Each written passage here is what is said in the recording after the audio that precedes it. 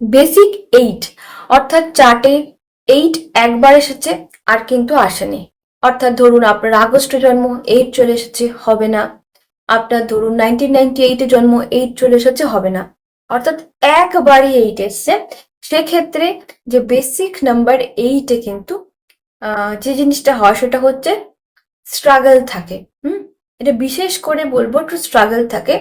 আপনারা আফটার 30 একটুখানি উন্নতি যে ব্যাপারটা, আপনার 35 বললে ভালো হয়, উন্নতিটা আপনাদের কিন্তু হবে, কিন্তু বিফোর 35 আপনাদের উন্নতিটা একটু স্লো হয়। এদের মধ্যে পজিটিভ পয়েন্ট কি আছে?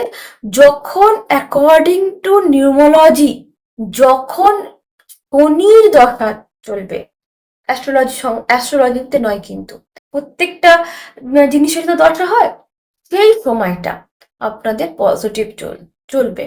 ঠিক আছে, সেই সময়টা আপনাদের পজিটিভ চলবে, মিলিয়ে নেবেন, বিশ্বাস না হলে মিলিয়ে নেবেন। ঠিক আছে। দ্বিতীয় হচ্ছে আপনারা জালিম দুনিয়ার জন্য নয়, ওরা একটু অন্য টাইপের মানুষ, একটু বেশি ভালো মানুষ।